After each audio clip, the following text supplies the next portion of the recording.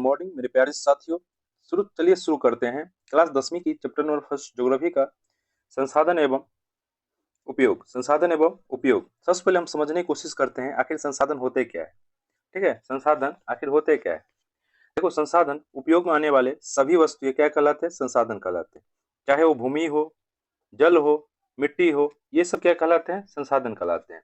दूसरी बात, एक प्रसिद्ध भूगोलविद जिमरमैन ने कहा था, संसाधन होते नहीं बनते हैं। ठीक है, और वर्तमान परिवेश में सेवा को भी संसाधन माना गया है। जैसे कोई गायक या कवि, ठीक है, जैसे कोई गायक गा के रुपया अर्जित करता है, वो भी क्या कहलाता है? संसाधन कहलाता है। उसके बाद एक मानव स्वयं भी संसाधन है। मानव क्या है? स्वयं भी संसाधन है। चलिए अब प्रश्न करते हैं, प्रश्न पे डिस्कस करते हैं। ठीक है, चलिए फर्स्ट नंबर प्रश्न पे आते हैं। पहले नंबर प्रश्न क्या कहता है? चलिए, पहले नंबर प्रश्न क्या कहता है? कोयला किस प्रकार का संसाधन है? अब सबसे पहले हम समझेंगे कोयला किस प्रकार का संसाधन है। ठीक है, इसमें ऑप्शन है अनवीकरणीय, नवीकरणीय। देखिए, कोयला अनवीकरणीय संसाधन है। अब सबसे पहले ये समझेंगे अनवीकरणीय संसाधन क्या होते हैं। याद रखिएगा, जिसका भंडार सीमित होता है, मतलब जिसको बनने में लाखों वर्षों लग जाते हैं, वो क्या कहलाते हैं? अनवीकरणीय कहलाते हैं। ठीक है, कोयला से को बनने में लाखों लाखों वर्ष लग जाते हैं, इसलिए कह सकते हैं इसका भंडार क्या है? सीमित है। तो इसलिए इसको किस श्रेणी में रखा गया? अनवीकरणीय में। नवीकरणीय वो होता है जो इसको हम असीमित रूप से प्रयोग कर सकते हैं। जैसे ध्यान दीजिए, जैसे इस पे ध्यान दीजिए, नवीकरणीय पे सूर्य का ऊर्जा कभी समाप्त होने वाला है? बिल्कुल नहीं है। इसलिए सूर्य का ऊर्जा का हम लोग कितना भी उपयोग कर ले, लेकिन वो समाप्त होने वाला नहीं है। जैसे जल ऊर्जा, जल कितना भी यूज करेंगे समाप्त नहीं होगा। और इसी तरह ये सब किस में आता है? नवीकरणीय में आता है। और नवीकरणीय में जैसे कोयला हुआ, पेट्रोलियम हुआ, प्राकृतिक गैस हुआ, ये सब किस में आता है? और नवीकरणीय संसाधन। याद रहेगा। चलिए आगे चलते हैं अगला प्रश्न पे। देखिए, 2 नंबर प्रश्न क्या कहता है? सौर ऊर्जा निम्नलिखित में से कौन सा संसाधन? अभी हम बात किए थे, सौर ऊर्जा जो है नवीकरणीय संसाधन। कौन सा संसाधन है? नवीकरणीय संसाधन। इसका जो है हम कितना भी उपयोग करें, लेकिन ये खत्म नहीं होगा, इसलिए इसे नवीकरणीय। नवीकरणीय मतलब ऐसे याद रखिएगा, नया। नया मतलब उसको बार बार असीमित रूप से उपयोग कर सकते हैं, और नवीकरणीय मतलब उसको बार बार यूज नहीं कर सकते हैं। ठीक है, कोयला से एक लिमिटेड है, उसको बनने में लाखों वर्षों लग जाते हैं, इसलिए ये कोयला सब, पेट्रोलियम सब, प्राकृतिक गैस सब, ये सब और नवीकरणीय में आता है। और सौर ऊर्जा, जल ऊर्जा, वायु ऊर्जा, ये सब क्या आता है? नवीकरणीय में आता है। इसलिए इसका दोसर का बी आंसर होगा। क्या होगा? बी आंसर, पुनः पूर्ति योग। इसको हम बार बार कितना भी उपयोग करेंगे, लेकिन ये खत्म नहीं होगा। ठीक है, उसके बाद तीसरा नंबर प्रश्न में चलते हैं। तीसरा नंबर प्रश्न कहता है, तट रेखा से कितनी किमी क्षेत्र की सीमा अपवर्जक आर्थिक क्षेत्र कहलाते हैं? ध्यान देने वाले, ये काफी अच्छा क्वेश्चन है, इसको समझने की कोशिश कीजिए। तट रेखा से कितने किलोमीटर के सीमा अपवर्जक आर्थिक क्षेत्र कहलाते हैं? याद रखिएगा, इसका आंसर होगा 200 NM। NM का मतलब समझिए, NM का मतलब होता है नॉटिकल मील। क्या होता है? नॉटिकल मील। ठीक है, अब इसमें हम समझने की कोशिश करेंगे, आखिर जो है ये तट रेखा कहते किसको है? ये जो तट रेखा है वो कहते किसको है? देखिए, जहां समुद्र और स्थल मिलते हैं उसे हम क्या कहते हैं? तट रेखा कहते हैं। ठीक है, और तट रेखीय राज्य कौन कौन है ये भी समझना चाहिए। तो वो होता है तट रेखीय राज्य, केरल है, तमिलनाडु है, गुजरात है, पश्चिम बंगाल है, गोवा है, कर्नाटक है, महाराष्ट्र है, आंध्र प्रदेश है। समझ गए? इतना तक समझ में आ गया। आखिर ये तट रेखा किसे कहते हैं? जहां समुद्र और स्थल मिलते हैं उसे तट रेखा कहते हैं। और ये क्वेश्चन मतलब तट रेखा से कितने किलोमीटर क्षेत्र की सीमा अपवर्जक आर्थिक क्षेत्र कहलाते हैं? तो कितना होगा? 200 नॉटिकल मील। याद रखना, इस पे जो केंद्र सरकार है, अपना राज्य सरकार है, केंद्र सरकार, उस पे क्या होता है? इन लोगों का हक होता है। ठीक है, देश का अपना जो है इस पे हक होता है। चलिए आगे प्रश्न में चलते हैं। चौथा नंबर प्रश्न पर चलते हैं, डाकू की अर्थव्यवस्था का संबंध किससे है? डाकू की अर्थव्यवस्था, देखिए आजकल नया नया तकनीक बढ़ने के कारण क्या होता है, जैसे 33% कम से कम अप्रोक्स रहना चाहिए वन का किसी भी देश में, अच्छे से वातावरण को संतुलित करने के लिए, लेकिन आजकल 20%, 19% के आसपास करीब हो गया है। तो क्या हुआ, अंधाधुंध कटाई से क्या हो रहा है, विद्रोहन हो रहा है। ठीक है, संसाधन क्या होता है, विद्रोहन। जैसे रेलवे के तकनीक आने से हुआ, नया नया घर बनने से हुआ, नया नया बिल्डिंग बनने से हुआ, ये सब क्या हुआ, धीरे धीरे क्या होता है, वन सब का विनाश होने लगा है, विद्रोहन होने लगा है। इसलिए वो जो संसाधन का विद्रोहन होता है उसे क्या कहा जाता है, डाकुओं की अर्थव्यवस्था। समझ रहे हो ना, संसाधन की अनियोजित, देखिए देखो यहाँ नियोजित है, इसी का उल्टा होगा अनियोजित, क्या होगा, इसी का उल्टा अनियोजित। इसमें अनियोजित नहीं दिया है, फिर भी ये संसाधन के विद्रोहन है, विद्रोहन देखिएगा, यहाँ दोहन है, ये विद्रोहन है। विद्रोहन से क्या होता है, इसको क्या कहा जाता है, डाकुओं की अर्थव्यवस्था। समझ गए ना, संसाधन के विद्रोहन को क्या कहा जाता है, डाकुओं की अर्थव्यवस्था कहा जाता है। चलिए अगले प्रश्न में चलते हैं। 5 नंबर प्रश्न कहता है, समुद्री क्षेत्र में राजनीतिक सीमा के कितनी किलोमीटर क्षेत्र तक संपदा निहित है। याद रखिएगा, इसका करेक्ट आंसर होगा 12.2 किलोमीटर। ठीक है, ये एक अप्रोक्स लेके चलता है। इस सीमा के अंतर्गत किसी भी प्राकृतिक संसाधन पर उस देश का ही हक होता है। ठीक है, जो भी देश में ये 12.2 किलोमीटर तक राजनीतिक सीमा में होता है उस देश का हक होता है। समझ रहे हो ना। चलिए अगला प्रश्न में चलते हैं। देखिए पहली प्रश्न में मैंने डिस्कस कर चुका है, और नवीकरणीय क्या है, नवीकरणीय क्या है, फिर से बता रहे हैं। नवीकरणीय उसको कहा जाता है जिसको हम बार बार कितना भी टाइम्स यूज कर ले वो समाप्त होने वाला नहीं है। और नवीकरणीय एक सीमित है, उसको बनने में लाखों वर्ष लग जाता है। इसलिए हम बता चुके हैं, पेट्रोलियम, कोयला, प्राकृतिक गैस, इस सब का स्टॉक लिमिट है, इसको बनने में लाखों वर्ष लग जाता है। इसका क्या आंसर होगा आप लोग कमेंट में कर सकते हैं। ठीक है, उसके बाद चलते हैं अगला प्रश्न में चलते हैं। अगला प्रश्न है, क्या कहता है, निम्न कौन सी मिट्टी सर्वाधिक उपजाऊ है, कौन सी मिट्टी सर्वाधिक उपजाऊ है। इसका आंसर होगा जलोढ़ मिट्टी। क्या होगा, जलोढ़ मिट्टी। देखिए इसका जो विस्तार है, पंजाब, हरियाणा, बिहार, वेस्ट बंगाल, यूपी, असम। ठीक है, इसका क्या है, उस क्षेत्र में इसका ज्यादा विस्तार है और ये सर्वाधिक उपजाऊ मिट्टी है। क्या है, सर्वाधिक उपजाऊ मिट्टी। उसके बाद हम चलते हैं अगले प्रश्न पे। ठीक है, जिसका अगर फिर भी डॉट हो तो आप लोग कमेंट में भेज सकते हैं। जो मुझे इस प्रश्न में डॉट है तो मैं नेक्स्ट वीडियो में कोशिश करूंगा इसको अपलोड करने के लिए। ठीक है, चलिए अगले प्रश्न में चलते हैं।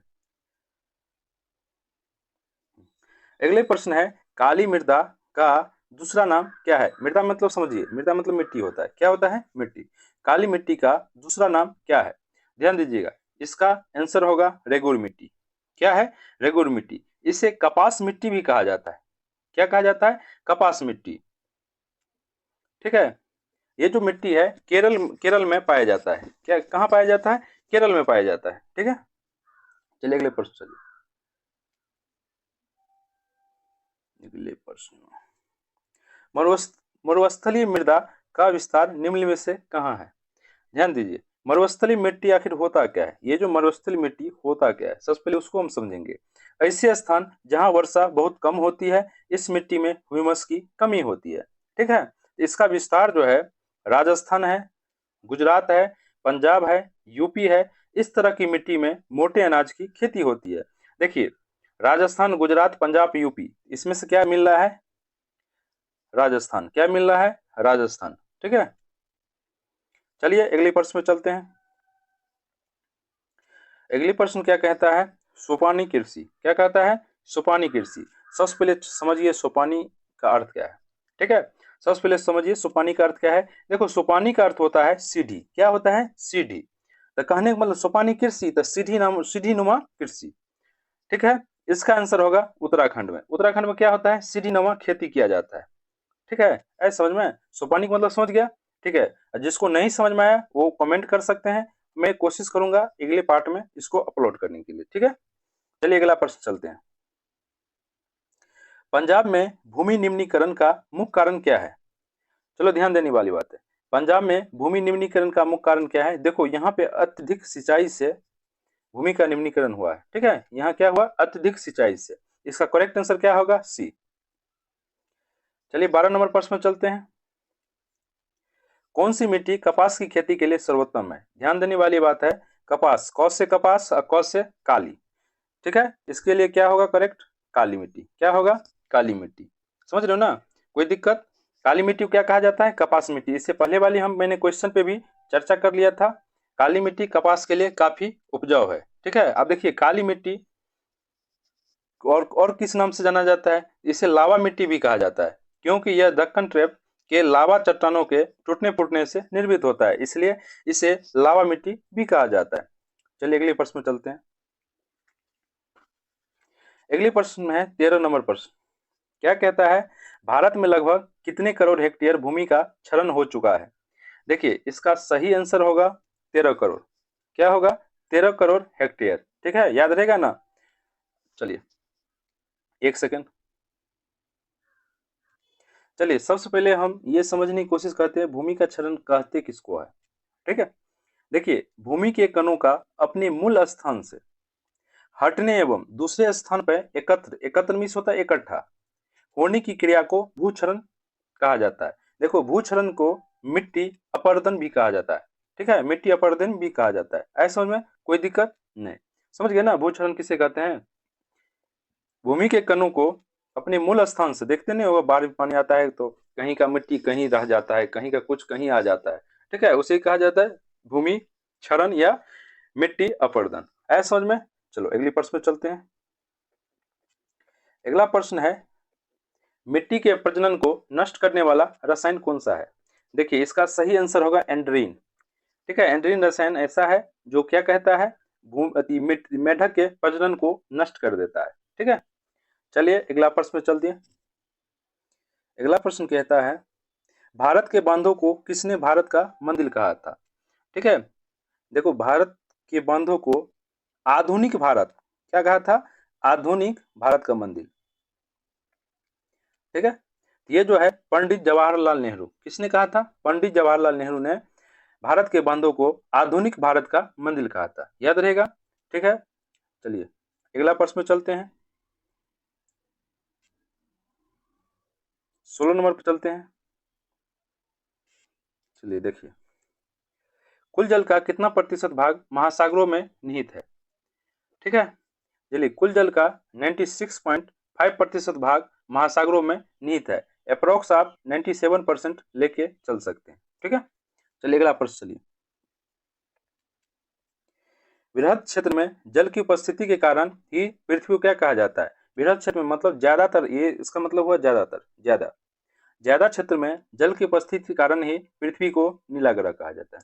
कौन सा ग्रह कहा जाता है? नीला ग्रह कहा जाता है। चलिए अगले प्रश्न पर चलती। बिहार में अति जल दोहन से किस तत्व का संकेंद्रण बढ़ा है? ध्यान देने वाली बात है, इसका आंसर होगा ऑर्सेनिक। क्या होगा? ऑर्सेनिक। ऑर्सेनिक जो है आवर्त सारणी का पंचम मुख्य एक रासायनिक तत्व है। ठीक है, मुख्य एक रासायनिक तत्व है।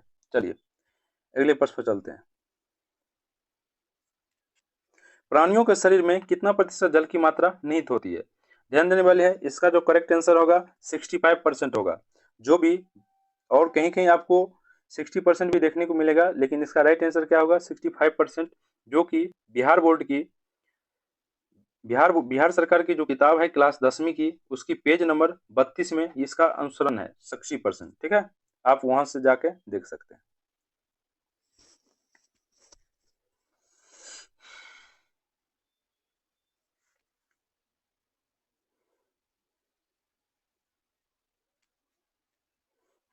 और एनसीईआरटी में कहीं 60% दिया गया है। ठीक है, लेकिन बिहार बोर्ड में 65% दिया गया है। इसके साथ साथ एक और जानकारी दे देता हूँ, मस्तिष्क में 85% जल है। ठीक है, रक्त में 79% और फेफड़ा में 80%। है समझ में?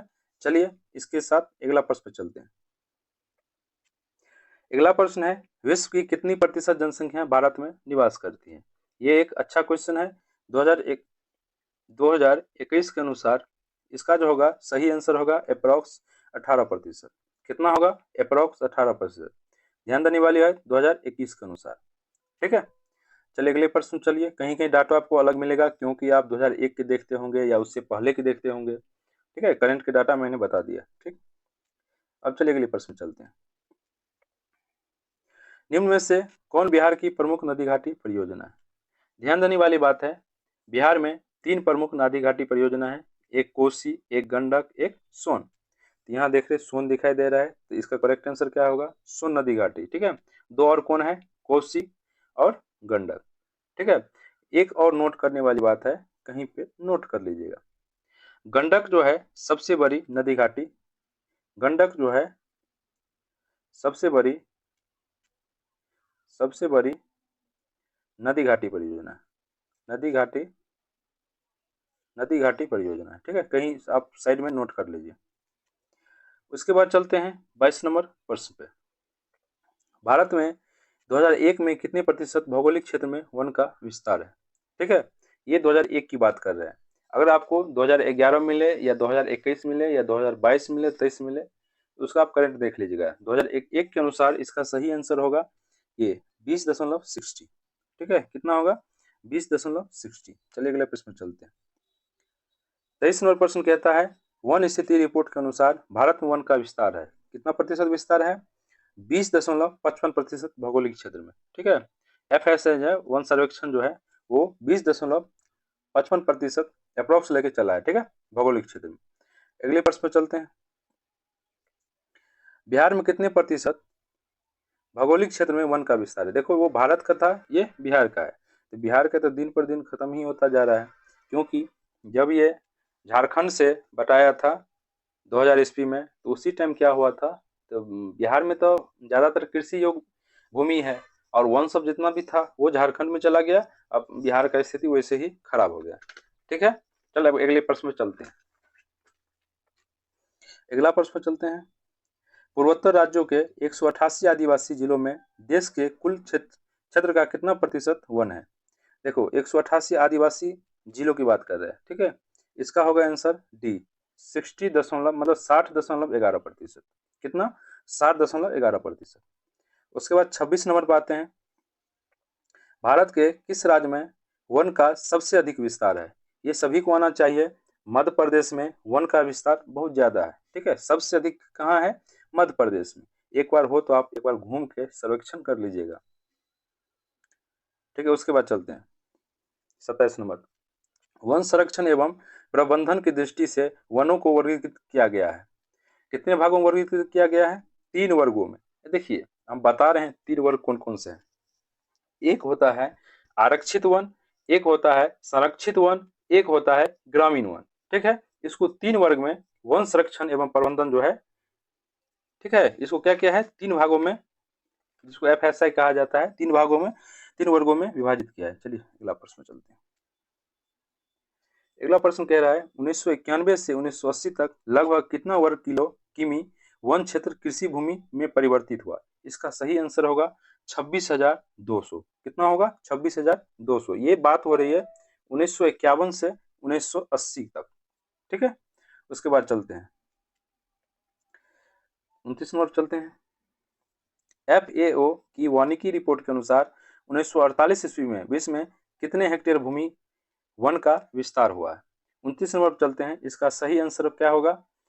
4 अरब हेक्टेयर। क्या होगा? 4 अरब हेक्टेयर। चलिए 30 नंबर प्रश्न पर चलते हैं। 30 नंबर प्रश्न पर चलते हैं, थोड़ा अधिक बड़ा कर लेते हैं।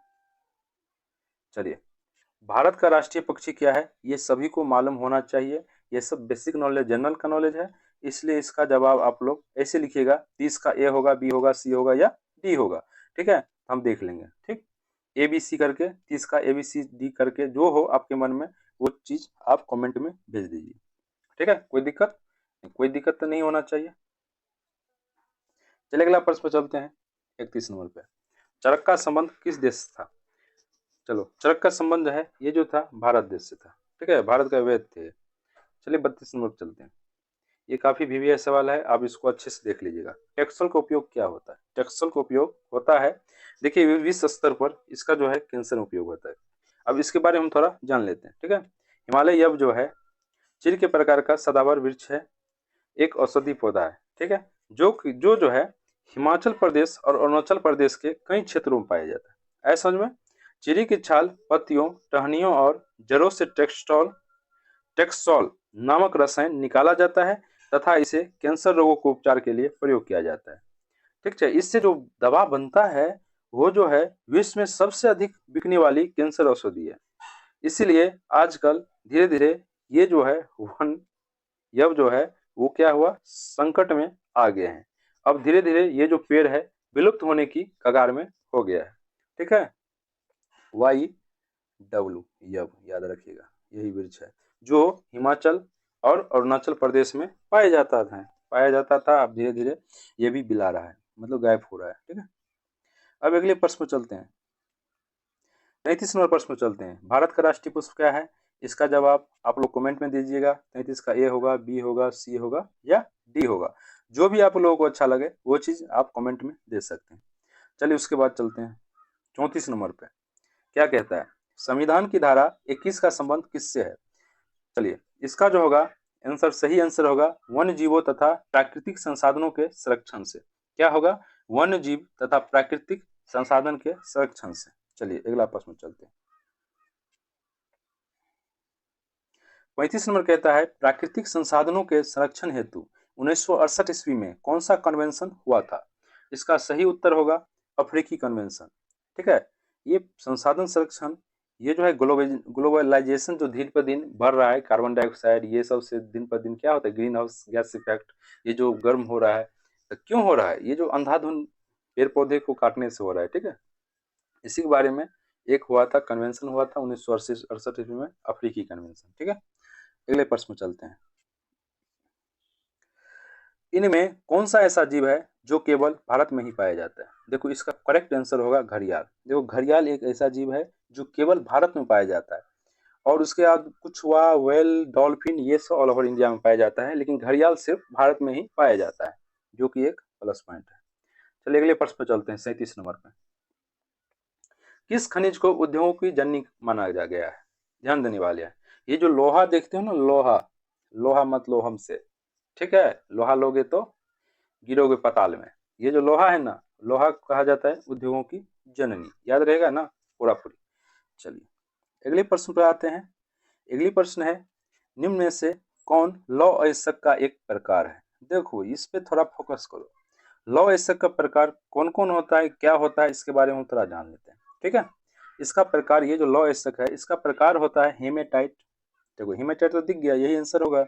एक होता है मैग्नेटाइट, एक होता है लिमोनाइट, एक होता है सिडेराइट। ठीक है, इतना याद नहीं होगा, एक बार और रिपीटेशन कर देते हैं। Haematite, magnetite, limonite, limonite, siderite. ठीक है, इतना याद रहेगा। चलिए आगे चलते हैं। इसका कितना आंसर होगा? 38 का सी। उसके बाद चलते हैं 39 नंबर प्रश्न पे। भारत का सबसे बड़ा लौह अयस्क उत्पादक राज्य कौन सा है? देखिए ये काफी वीवीआई है। ठीक है, इसका जो है लौह अयस्क उत्पादक राज्य पूछ रहा है, जहां पर उत्पाद हो रहा है। ठीक है, ये होगा कर्नाटक। क्या होगा? कर्नाटक। एक और पॉइंट याद रखने वाली बात है, यहाँ जो है उत्पादक होता है 252.4 लाख टन। कितना? 252.4 लाख टन। ठीक है, नहीं तो कहीं पे आप नोट कर लीजिए। कौन से ईस्वी में हुआ था? 2003 से 4 ईस्वी के बीच में। कौन से ईस्वी में?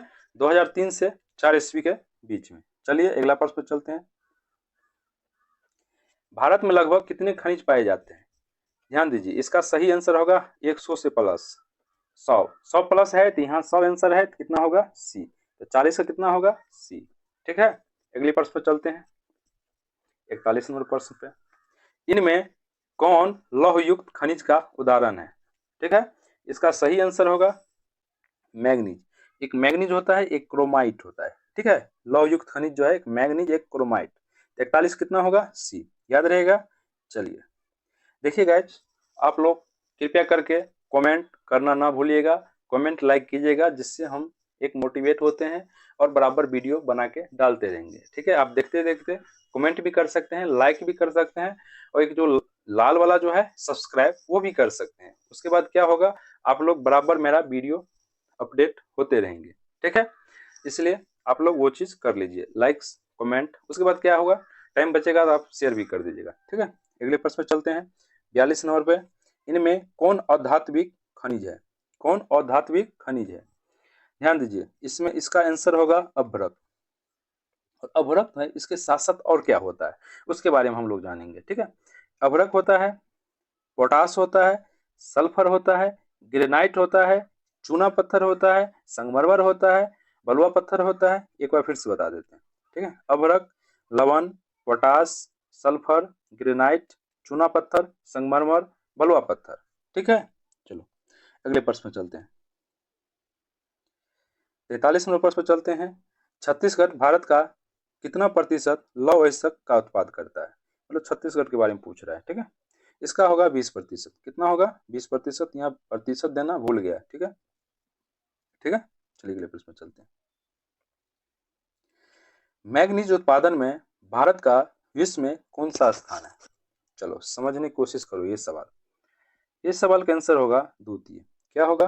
द्वितीय। अब पूछेगा इसमें से प्रथम, मैग्नीज उत्पादन में प्रथम क्या है? तो प्रथम क्या है? देखो पहले था दक्षिण अफ्रीका, ठीक है, लेकिन अब क्या हो गया? चीन। इसका मैग्नीज उत्पादन में कौन सा है? चीन। द्वितीय कौन सा है? भारत, ठीक है ना, याद रहेगा ना। चलिए अगले प्रश्न पर चलते हैं। 45 नंबर प्रश्न पे, 1 टन इस्पात बनाने में कितने मैग्नीज का उपयोग होता है? ध्यान देने वाली बात है। 1 टन जब इस्पात बनाते हैं तो उसमें 10 किलो मैग्नीज का उपयोग होता है। कितना किलो? 10 किलो मैग्नीज का। चलिए अगला प्रश्न पे चलते हैं। चलिए 46 नंबर पे चलते हैं। क्या कहता है? उड़ीसा किस खनिज का सबसे बड़ा उत्पादक है? ध्यान देने वाली बात है, यहाँ उड़ीसा राज्य के बारे में पूछ रहा है, ये कौन से खनिज का उत्पादक है, ठीक है। तो अब हम समझने की कोशिश करेंगे। ये जो इसका सही आंसर होगा मैग्नीज, ठीक है। यहाँ जो था 1/3 भाग जो था यहीं से उत्पादक हुआ था। कितने ईस्वी में हुआ था? ये जो था 2001 से 2003, 2001 से 2003 ईस्वी के बीच। सॉरी, एक सेकंड मिस्टेक हो गया, 2000 से 2001 ईस्वी के बीच, ठीक है। 2000 से 2001 ईस्वी के बीच में इसका जो है 1/3 भाग यहीं से ऑल ओवर इंडिया में जो जितना हुआ था उसमें 1/3 भाग यहीं उड़ीसा से उत्पादन हुआ था, ठीक है। ऐसा समझ में। चलिए अगले प्रश्न पे चलते हैं। एल्युमिनियम बनाने के लिए किस खनिज की आवश्यकता पड़ती है? ठीक है, इसका सही आंसर होगा बॉक्साइट। क्या होगा? बॉक्साइट, ठीक है। अगले प्रश्न पे चलते हैं। देश में 48 नंबर, देश में तांबे का कुल भंडार कितना है? ठीक है, इसका सही आंसर होगा 125 करोड़ टन। कितना है? 125 करोड़ टन। अगले प्रश्न पे चलते हैं। बिहार झारखंड 49 नंबर प्रश्न पे, बिहार झारखंड में देश का कितना प्रतिशत अभ्रक पूछ रहा है, अभ्रक का उत्पादन होता है, ठीक है। गाइस इसका मैं थ्योरी इसके बाद में अपलोड करूंगा, आप तब तक एक प्रैक्टिस कर लीजिए। ये जो संसाधन से है मेन जो इसमें लेक्चर कवर किया गया है वो मैं अगली वीडियो में अपलोड करूंगा, ठीक है। तब तक आप लोग इसे देखिए और रिवीजन कीजिए, ठीक है। इसका सही आंसर होगा 80%। क्या होगा? 80%। 50 नंबर प्रश्न कहता है, 50 नंबर कहता है, एक सेकंड, सीमेंट उद्योग का सबसे प्रमुख कच्चा माल क्या है? ठीक है, देखो याद रखना, सीमेंट उद्योग जब भी चर्चा करें चूना पत्थर याद रखना, ठीक है। क्या रखना? चूना पत्थर। समझ रहे हो? कोई दिक्कत? कोई दिक्कत नहीं। चलिए 51 नंबर पर चलते हैं। किस राज्य में खनिज तेल का विशाल भंडार है? देखो हम हिंट मार देते हैं। डिगबोई जो है कौन से राज्य में है? ये आप लोग थोड़ा सा अगर मैट्रिक में है तो अवश्य पढ़े लिखे हैं, तो इसका जवाब आप लोग दे सकते हैं कमेंट में। मैंने बोल दिया डिगबोई है। अब कौन सा स्थान है ये आप लोग खुद पता करके कमेंट कीजिए, ठीक है। हम लोग देखना चाहते हैं आप वाकई में पढ़ रहे हैं कि नहीं पढ़ रहे हैं, ठीक है। चलिए अगले प्रश्न में चलते हैं। अगले प्रश्न है, भारत में किस स्थान पर पहला परमाणु ऊर्जा स्टेशन स्थापित किया गया था? ये जो है तारापुर में। आखिर तारापुर है कहाँ? ये महाराष्ट्र के पालघाट जिले में स्थापित किया गया है, ठीक है। ये जो तारापुर परमाणु ऊर्जा स्टेशन है ये महाराष्ट्र के पालघर जिले में स्थापित किया गया है, ठीक है। चलिए अगला प्रश्न पर चलते हैं। कौन सा ऊर्जा स्रोत और नवीकरणीय है? ध्यान देने वाली बात है, और नवीकरणीय के बारे में पहले ही बता दिए हैं। इसका स्टॉक सीमित है, इसको बनने में लाखों वर्ष करोड़ों वर्ष लग सकता है, कोई ठीक नहीं है। लाखों करोड़ों वर्ष लगता है तो हम कह सकते हैं ये क्या हुआ? अनवीकरणीय है, ठीक है। इसका सीमित है इसलिए इसका उपयोग सही से करना चाहिए, ठीक। इसमें हम क्या क्या बताए थे? 3 गो चीज के मैंने बताए थे। क्या बताए थे बताइए, आप कमेंट कर सकते, अगर शुरू से वीडियो देखे हैं तो आप इसका कमेंट कर सकते हैं, ठीक है। क्या उत्तर होगा? उसके बाद चलते हैं 54 नंबर पे, प्राथमिक ऊर्जा का उदाहरण नहीं है। ध्यान देने वाली बात है, इसका सही उत्तर होगा विद्युत ऊर्जा। क्या होगा? विद्युत ऊर्जा, ठीक है। 55 नंबर पे चलते हैं, ऊर्जा का गैर पारंपरिक स्रोत है। ऊर्जा का गैर पारंपरिक स्रोत है, इसका क्या होगा? सौर ऊर्जा। क्या होगा? सौर ऊर्जा। देखिए इसके साथ साथ और क्या होता है उसके बारे में हम बात करेंगे। सौर ऊर्जा के साथ साथ पवन ऊर्जा भी होता है। ठीक, पवन ऊर्जा भी होता है, जल विद्युत ऊर्जा भी होता है, जल विद्युत भी होता है, बायोगैस भी होता है, बायोगैस, हाइड्रोजन, समुद्री ऊर्जा, भूतापीय ऊर्जा। ठीक है, फिर से एक बार रिपीटेशन कर देता हूं, उससे याद हो जाएगा। सौर ऊर्जा, पवन ऊर्जा, जल विद्युत ऊर्जा, बायोगैस, हाइड्रोजन, समुद्री ऊर्जा, भूतापीय ऊर्जा। ओके, चलिए अगला प्रश्न पर चलते हैं। 56 नंबर, गोंडवाना समूह के कोयले का निर्माण हुआ था, कब हुआ था? इसका सही उत्तर होगा 20 करोड़ वर्ष पूर्व।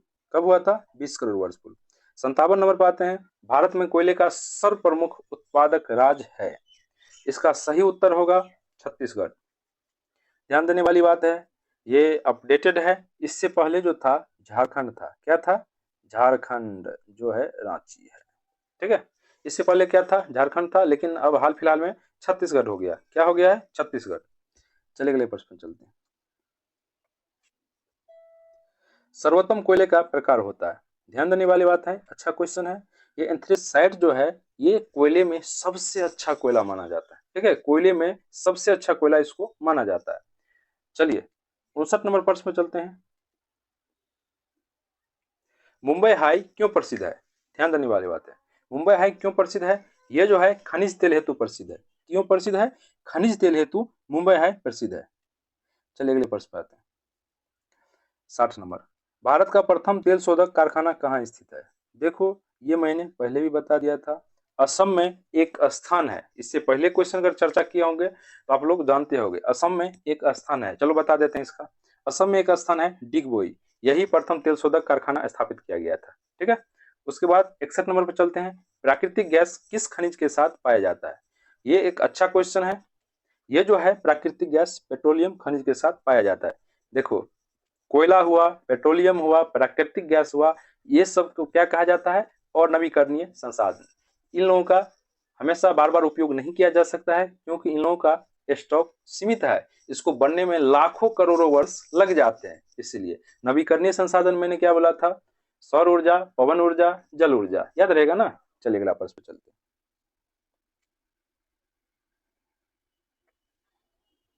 भाखा नांगल परियोजना किस नदी पर स्थापित है? ठीक है, ये बहुत अच्छा क्वेश्चन है, इसको आप लोग 100% याद कर लीजिएगा। ठीक है, तो क्या होगा? सतलज। क्या होगा? सतलज। ठीक है, चलिए अब अगले प्रश्न पे हम लोग चलते हैं। 63 नंबर प्रश्न पे आते हैं, दक्षिण भारत की सबसे बड़ी नदी परियोजना कौन है? ठीक है, इसका सही आंसर होगा तुंगभद्रा। क्या है? तुंगभद्रा। दक्षिण भारत की सबसे बड़ी नदी घाटी परियोजना तुंगभद्रा है। क्या है? तुंगभद्रा है। 64 नंबर पर चलते हैं। ताप विद्युत केंद्र का उदाहरण है, ताप विद्युत केंद्र का उदाहरण है, कौन सा उदाहरण है? बरौनी। ठीक है, चलिए अगला प्रश्न पर चलते हैं। यूरेनियम का प्रमुख उत्पादक स्थल है, यूरेनियम का प्रमुख उत्पादक स्थल है, इसका क्या होगा? जादूगोरा। क्या होगा? 65 नंबर का क्या होगा? जादूगोरा। ठीक है, ये कहाँ पे स्थित है? भारत के झारखंड राज्य के पूर्वी में।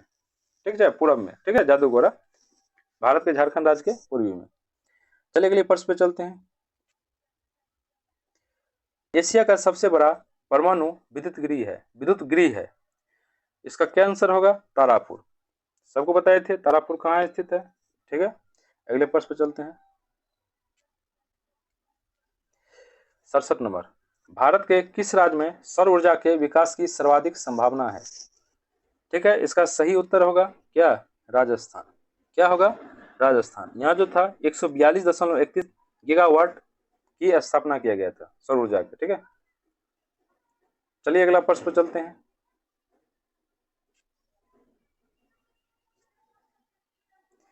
ज्वारीय एवं तरंग ऊर्जा उत्पादन हेतु मात्रा में अधिक अनुकूल परिस्थितियां कहाँ पाई जाती है? इसका सही आंसर होगा खंभात की खाड़ी। क्या होगा? खंभात की खाड़ी। उसके बाद चलते हैं